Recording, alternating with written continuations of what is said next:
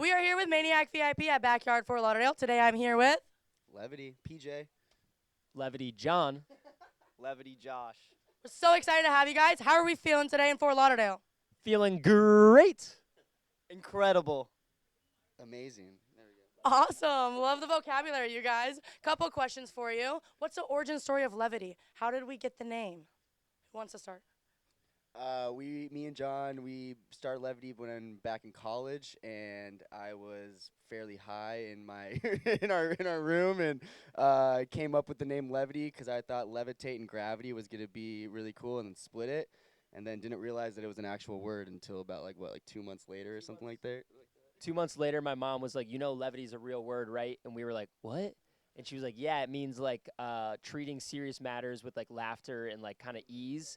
And we were like, oh, that kind of like works with our personalities anyway. So we were like, hey, that works. Awesome. Do you have anything to say about I had nothing to do with that. I knew levity was a real word. Don't worry. it? That's awesome. All right, so what are some pros and cons of having three of you guys all work together? Pro is we're all like really great friends, and so a lot of times in music you kind of get in your head a lot. So it's great to like be able to talk with like both of them and like just like work on things. If you get stuck, you can pass it off to someone. So it's just like a great way to kind of just collaborate between everyone. So What about some cons? Cons, I got to spend a lot of time with these guys. I'm kidding. That's a pro for me. I love these guys, so no cons from me. Oh, no cons at all. Oh, my goodness, you guys. I'm just Alrighty. So I heard you guys performed at Electric Force in Michigan, and that did really well for you. How would you say things changed for you after that performance?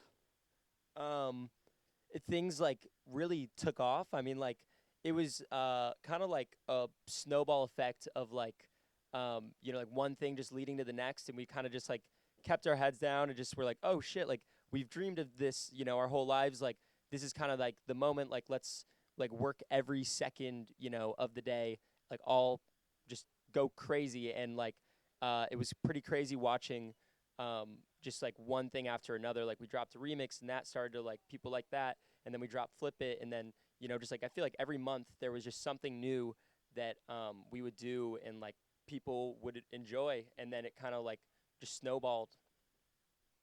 Yeah, no, I would say kind of pretty much the exact same thing. Yeah, Same thing. it was a great time. It was just like a fluke us being there and being able to play, and then just like the opportunity we got afterwards was just have been amazing. So it's all started there, though. Oh, well, love to hear it. More important question. I know a lot of DJs and producers have problems with copyright and sampling music. Have you guys had any experience with these issues, and how have you navigated them? You sound like you might have one. Yes, we have.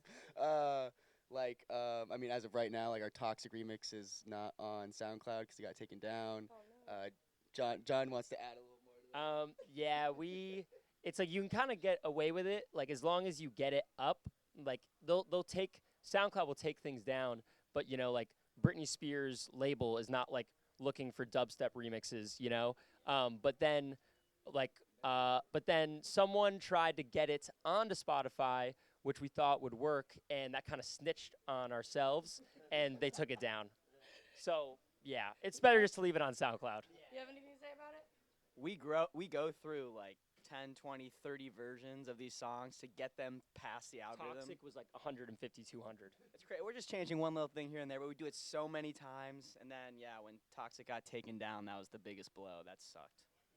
Yeah, well, I'm glad you guys are here now. Final question for you so we can get you out there. Who would survive in the Hunger Games out of the three of you? I think Josh, he's a doctor. He's definitely the most fit, I think, of us.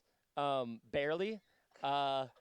And clearly he's the smartest because he knew what levity was. He knew levity was a word. I would go with Josh too. I would definitely. Me and you were out like first round. we're out in cold.